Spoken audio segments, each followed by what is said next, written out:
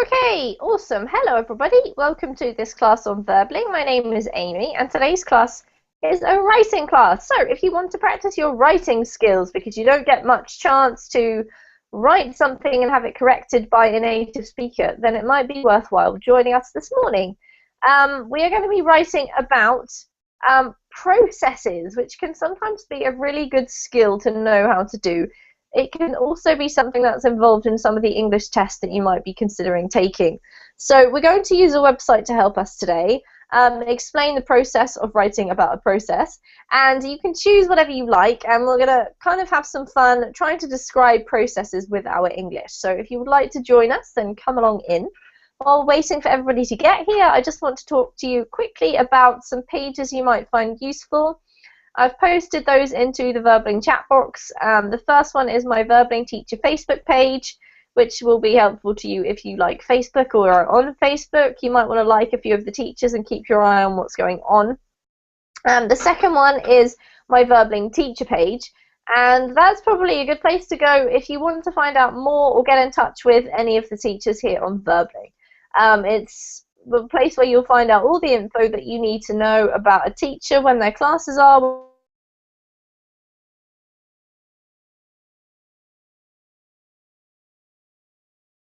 feature. So those are the two pages you might like to have a look at. As I said before, this is a writing class. We're going to be writing about processes today. So let's say hi to Luis. How are you doing, Luis? Are you ready for some writing practice? Yes, teacher, I enjoy this activity. Excellent. What do you think is the most difficult thing about writing in English for you?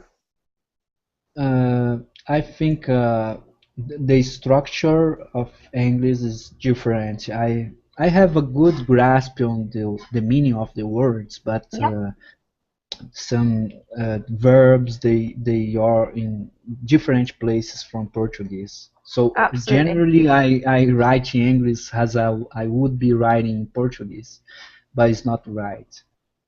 Yeah, so you have to remember or try and learn how to do it differently. That's right. Yeah. But All right. I will train hard until I get I I do correctly. All right. Well, that's a great attitude to have, Louise. Do you have any tips that you could share about what's the best way to go about improving your writing? What do you find helps you most? I don't know. Nothing? Practice. Mm, yes, I don't have much really theory about this. Hmm. I just enjoy writing. I think you have do what you like is a good start. Yeah, absolutely. I 100% agree. So I think it's good to just get writing with whatever it is. So I couldn't agree more, Louise. All right, so what tends to happen with these classes is that people come in and out a little bit. So you and I are going to get started, and if another student turns up, that's wonderful, and if not, then you've got plenty of time to practice today. So I've got a document which is ready for you. It's just a blank document, so you won't need to worry about that for now. What I'll do is I'll share my screen, and I'll give you the link also to the I've put that in the Google chat. I'm going to put this one in the other chat box. And this is like a really useful web page on a website called about.com, which has lots of interesting stuff. And it's a really good way of helping you to write about processes. So we've got a couple of tips that it starts off with, and then a series of different topic suggestions from which you can choose one or more than one to practice today, Louise. Okay, so Okay. are you able to see this page okay? Let's zoom in a bit. Yes. Cool. So could you read for us, please, from here? When developing a paragraph or essay through process analysis, you should keep several points in mind.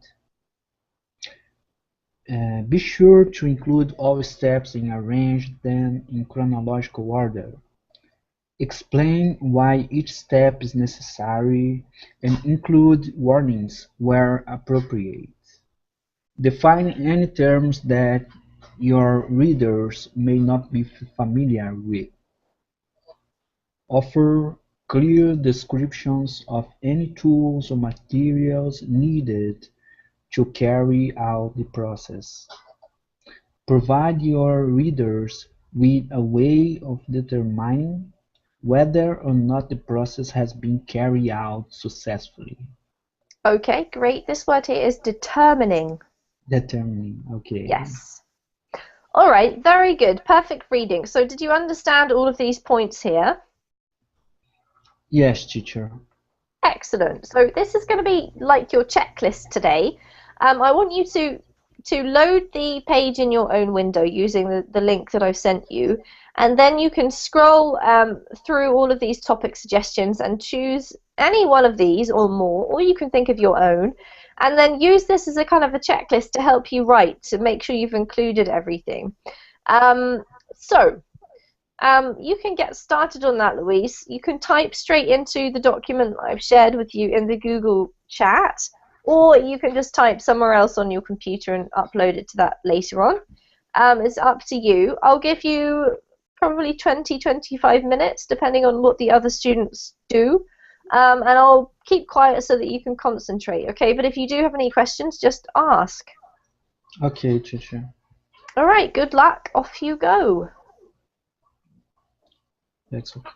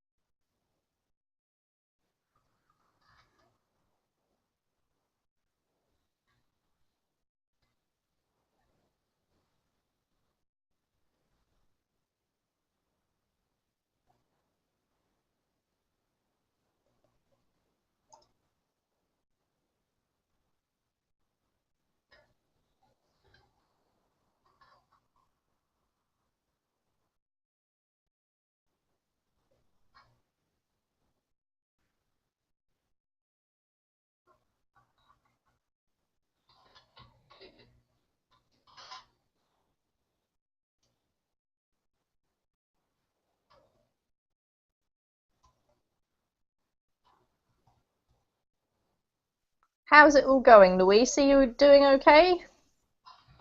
Yes, teacher. How much time I have? Well, so far, I think you've got another 10 or 15 minutes if you'd like. It's totally up to you, okay? If you finish and you want to talk about it, we can do that before you write another one if you prefer. It's up to you.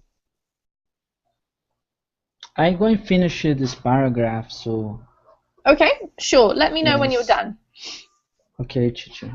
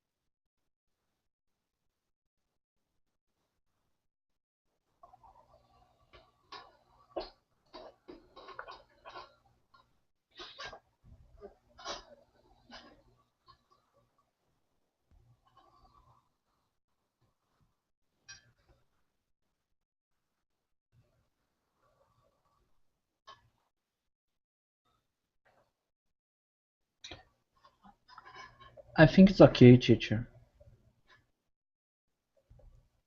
Okay, wonderful. Okay, so let me just have a look. Have you pasted it into the document? I've got that Yes. there. Wonderful. Okay, so I'm just going to change over the screen share so that we can all see this if there's anyone out there watching. And then we'll correct this now. There we go.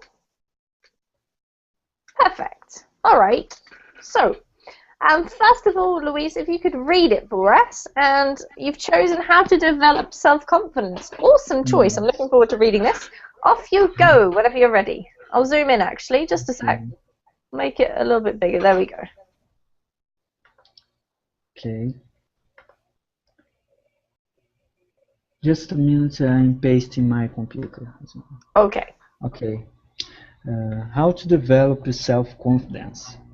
In order to survive in a competitive world, it's necessary to have a high level of self-confidence. Life in big cities is hard and every good place is eagerly disputed. In any big city of Brazil, there is a lot of beggars in the street. Generally, they are people that came from countryside to have a better opportunity, but they find in the most hardest way that living in the city is not a bed of roses. But on the other hand, a lot of people who came from the same interior ended up successful? And the answer has to be self-confidence. I would say and, but but it's okay. Okay. If if someone wants to be loved, he must love yourself in the first place. Nobody will value your work if you don't believe that your work is good. Sometimes those what look competent, skillful, are not. They just are the first to challenge themselves in giving the first step. Especially when a work requires computer know-how, all a person has to do is keep an open mind and start to learn and produce at the same time. It's different from the past when somebody should be trained for years before start to work. Nowadays, training and production are coming all together. All you have to do is close your eyes and let the desire to achieve your goal overcome your fear. Wonderful. That was really insightful. Thank you, Louise. Cool. Okay, so let's correct it. You've written really well, and I really like your subject choice. It's very interesting. So we'll see if we need to make any corrections. How to develop self-confidence. In order to survive in the competitive world, what we need here is, because this is like a clause by itself, we could even put a comma there to show that it's a clause. We need a subject. We can't just say is. We've got to say it is.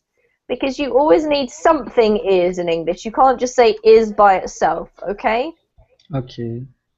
So it is necessary to. It is necessary always comes with to. It is necessary to have, to do, to think, to be, whatever, okay? To have a high level of self-confidence. So true. Life in big cities is hard, and every good place is eagerly disputed. Yes, what do you mean exactly by every good place? I mean, like, if you want to live in a good neighborhood, or if you want to work in a best company, Mm-hmm. so that's what I'm trying to say. The good places in the city, the best place to be, you know. Okay, sure. That comes across. It's just not particularly specific, that's all. So maybe we could say an every good place or every good position might be a better word, because what it then is talking about could be like how you react with the world, where you are, what position you're in financially, or with your job or your house, that kind of thing. Yes, So place is not wrong, it's just a little bit vague, that's all, okay? understand. Cool, let's carry on.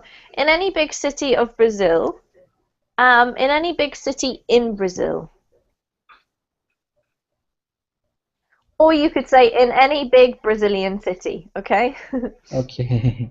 There are, because we've got beggars coming later, which is plural. There are a lot of beggars in the streets. Generally, they are people that came from the countryside who have a better opportunity to find a better opportunity. Normally, we don't use the verb have with opportunities. We use something else like find or experience or something a bit more descriptive, okay? Okay. But they find in the most hardest way that life in the city is not a bed of roses. In the most difficult way, or in the hardest way, okay? But you can't say the most hardest. Okay. That life, this is live, the verb, but you want the noun, so we need an F. Life in the city is not a bed of roses. Great idiom use. Well done, Luis. Yes, because I didn't want to repeat difficult. Say, oh, it's easy. I didn't want to say just is easy because would be too much simple. You know, it's like I was repeating the same idea. I Okay, don't. sure. Yeah, it's really nice, and it's a perfect opportunity to use an idiom, and you chose the perfect one. Well done. Do you have that idiom in Portuguese? It's not a bed of roses. Um, Do you have we don't something use similar? bed. we don't use bed of roses. We say like moleza would be something very uh, what is like soft, but it's not soft. It's like very flexible. Mhm. When you eat candy, for example, we use candy actually. We say, oh, this is like a candy. So to Okay. say something's easy would be like a candy, Yeah, but or when you are chewing gum, mhm. understand? So gum is very soft. So I think Portuguese somebody would say like this softness of the gum you have. Oh, wow, Yeah. that's cool. That's But totally different. we have a word, but I'm not it's not coming in my mind what would be molly in English because it's something that is like chewing gum. Mhm. It's very easy. It's like Yeah, it's like yeah. All right, that's interesting. So it's funny how different languages have different metaphors and different idioms. Sometimes they yeah. have similar ones, so that's why I was going to ask. But yeah, in English we always say this. It's not a bed of roses. Bed of Um, roses we don't use really. no. Uh, yeah, no, we don't use in Portuguese. Bed of roses. Yeah, specifically use different ones. All right. So on the other hand, is just a set phrase. Okay, it always comes with those words. On the other hand, a lot of people who came from the same interior. Um, when you say interior, what do you mean? Do you mean inside the country, away from the sea? Yes. Okay, so you can say the interior of the country. You need to just specify though, because interior is not generally a word that we use. We would probably say inland instead of interior, okay? So inland means in the middle of the country, away from the sea, all right? Okay. So a lot of people who came from the interior of the country or inland, we don't need same because same doesn't work there. It's not really necessary and it doesn't make sense, okay? So I deleted that. In the answer has to be self-confidence. Sure, that's great. If someone wants to be loved, because someone is like a third person. Teacher, just think. Scroll back, please. Uh, any answer, I think it should be N. Ah, okay, N. you wanted to say and the answer. Yes. Okay, sure, and the answer it also works as well. Actually, in the answer still makes sense, but it's a different meaning. Do you know what the difference is? I think it was just an accident. I It have was no just an accident. intention. Maybe maybe I wrote something good in English, but I have no idea. Any it was answer. it was a fluke, and that's what we call a fluke, Wow, Louise. nice. Okay, it was a fluke, but there you go. You've learned something. So if you say in the answer, it's like what you're really saying is part of the answer. Part of the answer is self-confidence, not the whole Wow. answer. If I Okay? was doing one exam, people would think that my English is really good. Yes, they would. And you'd have no idea what you were saying. Ah, that's funny. All right, carry on. All right, if someone wants to be loved, he or she, we have to put. You will hear native speakers use the word they in this case because he or she is kind of annoying. Because you have to keep saying he or she, he or she. They is technically incorrect because they is the plural, but you will hear native speakers say they instead of he or she. Okay. Um, This is because the like being political correct is that? yeah, grammatically, yes. They is for a plural, so you can't use they for one person, supposedly. But because it's annoying to keep saying he, she, native speakers tend to use they, even though it's grammatically incorrect. They don't care. So would be rude if I wrote a document and just put he because I would be like a man thing. Being No, machine. no, not exactly. You can put he to simplify things, and in this kind of case, it's fine because you've already specified that you're talking about someone, not a man in particular. So let's stick with that. It's okay, Luis. It's just a bit of an annoying thing with English that you have to specify the male or femaleness of the person. So he is okay in this particular sense. Yeah, some feminists might get annoyed with you, but I think overall it's not a big problem. That's okay. So you could say instead of someone, you could say you. If you want to be loved, you must love yourself in the first place. That's another way of getting around the problem. Yeah. What I'm trying to do all the time is not put like the first person. Mhm. So because they teach us in school that the text when you put yourself is like you're being subjective. You Yes. understand what I Yes, of mean? course. Yeah. So I tried all the time not say me or I. Yep. I It's very I hard. totally get that. Yeah, Louise. I think it depends on the type of writing, because in this kind of sense, if you are writing like instructions on how to develop self-confidence, it might be appropriate for you to give your opinion because I don't think there's really rules as such. So in this case, it might be appropriate for you to say, I do this. But if you want to sort of use a non-specific person, we tend to use the word you in English, like you should do this if you want to achieve success. Um, Yes. you as a general word. If you put it into the third person, like someone, it just causes problems with the grammar. That's why we tend to avoid it, I think.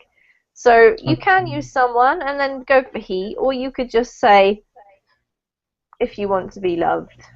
When you say you, you're not talking to me directly. You're just saying sort of in general people, okay? Okay.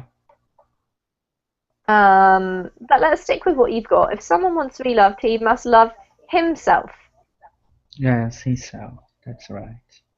in the first place. Nobody will value, and then you've got your. So it would be appropriate if you wanted to put, if you want to be loved, you must love yourself.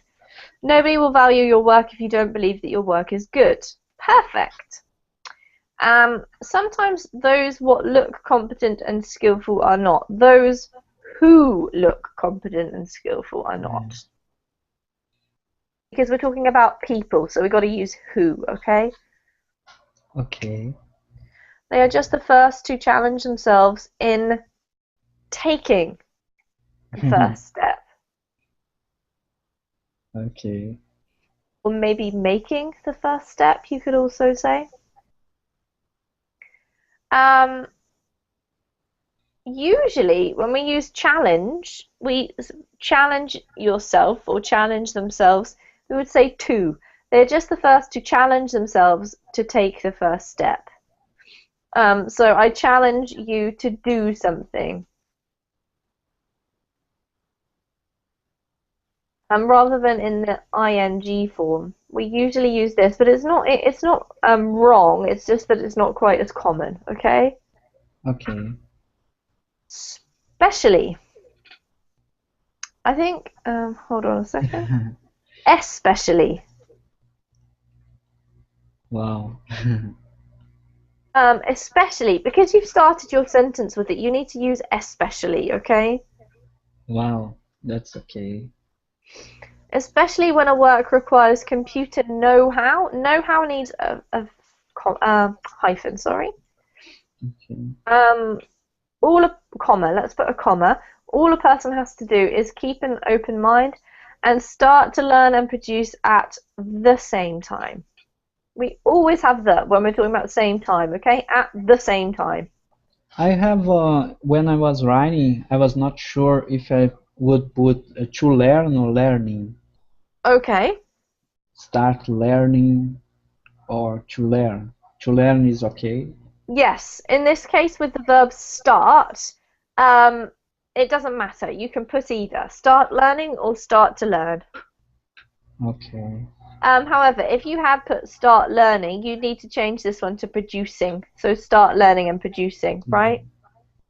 Yes. We have in Brazil we have a big problem with this gerund because in telemarketing people in Brazil they do gerund in everything Oh, really? because they translated from English the gerund to Portuguese, but it's like you said, there's two gerunds, one after the other. So this is in Portuguese. I don't know in English, but in Portuguese is very annoying. So people in Brazil they use a lot, and they have to make rules about that because people was using too much gerund in Brazil because of the influence of English. Yeah, absolutely. It's quite a difficult one to get your mind around, I think, because the problem is that it depends.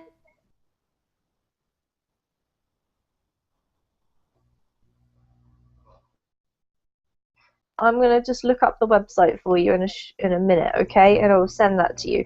If you get confused, you can check this website and find out which one you should be using.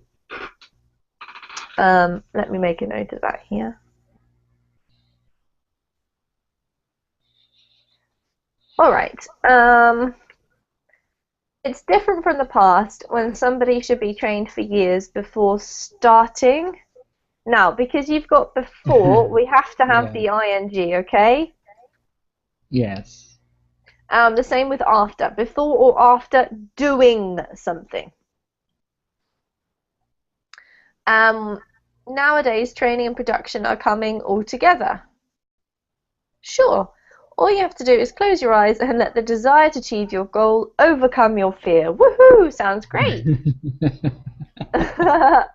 I can be now a self helper. Yes, exactly. You should write a self-help book. That's nice. So yeah, absolutely. Well done, Louise. This is a really good piece of writing, and I really like your suggestions for gaining self-confidence. Let me just take a second. I'm going to find this web page for you. Okay. Uh,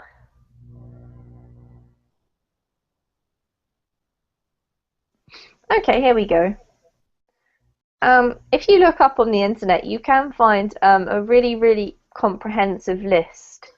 But this is a very good introduction of the most common verbs and which ones they have to be followed by, okay? Okay, teacher. If you do want to check any particular verb that you might come across, you can find that on the internet too. And I might post this on Facebook later because I think it's a thing that a lot of people have a problem with, just remembering which is which. Sometimes you can use both, but the meaning changes. And sometimes you can't use both, and sometimes you can use both without a meaning change, which is like what we got today. But have a look at that if you want to. All right, Louise. So your main corrections, I guess, were just some collocations, like what particular words go with other words. So it is necessary to something.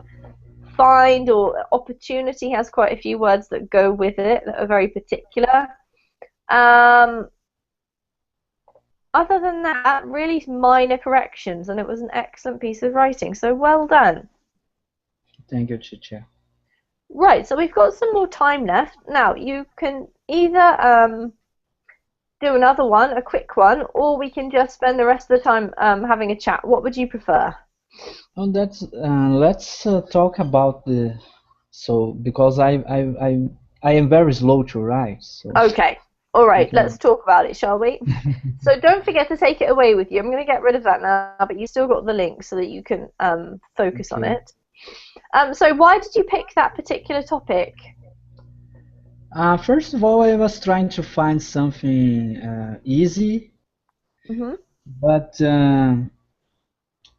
I think it's because I am in this process to get to be trying to get self-confidence. Hmm. since I get here in Belo Horizonte, which is a very big city. So I am living this process. So was was Very, relatively easy to write about. it was very pertinent to you. Yes, especially because here I see more people begging in the streets, and at the same time I find rich, very wealthy people, also very expensive cars and clothes. So it's a very different scenery Absolutely. from where I used to live. So yeah, so you're there's a wider gap between rich and poor in your new city, is that what you're saying? That's right. Yes, Okay, why that's do you right. think that is? Is there a reason for it? I can comprehend totally because I don't see why people are so poor because there's jobs to everybody here. And it's not easy to understand. A friend of mine says that some people because they have more, these beggars, they have more like the administration city, they care for these people, they give food, but they never can get out of the situation. So a friend of mine was a psychologist. She said that she treats some of them, but they are impossible to. They have very hard issues, family issues. Mm-hmm. So they don't forgive themselves. They want to Oh, suffer. It's like that. that's sad to hear. Yeah. It's very sad because it's very hard to understand because we have family and we have friends, so we don't have this. I myself I can be sad sometimes or start to be depression about something, but I don't go too deeply because I think we have families and so I call my mother, she says something good, and Yeah. but they are different. I think they don't have much support from the family, I think. Yeah. Oh, that sounds quite sad, Louise. So what are the other differences between uh your old city and your new city? How would you, are they quite different places? They are similar in some matters, but they are different in others. And but I think it's hard to understand because there is coast where I used to live, this coast. Yep. And in the coast in Brazil, people are more relaxed. They don't work too much about work. I think they don't work has here. I think they worry more about money, about appearances, and it's very different from me because Okay. I'm just 1 year here. So you've It's just very been for 1 year on the coast, is that what you're saying? No, it's the opposite. I live all my life in the coast, and now I am in the heart of Brazil. Here is close to São Paulo. It's Yeah. very economical center here. Okay. Yeah. So it's not really what you've experienced for most of your life, so it's quite different for you. That's right. Where I used to live is more relaxed. Is people go to beach and they wear the clothes or they don't worry about clothes. Any shirt, any pants you is okay. Yeah. But here is different. Oh, really? So Yeah. I guess from like a foreigner's point of view, the Brazil of the coast is kind of like what we imagine Brazil to be. Just people wearing bikinis and going to the beach all the time, which Yes, I'm sure is that's not right. true. So why did you pick that city as just because of the study that you want to do? Yes, I am here because there is more job opportunities here. Hmm. And there is. Now I'm going to another university. So here is like a better place to grow professionally. Oh, okay. And how many people live there? Is it a big place? I think it's 6 million people is about that. Hmm. Just in the city, around the city is more than 10 million people for sure. Yeah, but in the center of the city. So are you living in the center of the city? Yes, I don't live in a center because it's not good to live, but I live in a neighborhood very close. Okay, so not too far for you to go to your university. Yes, it's not too far.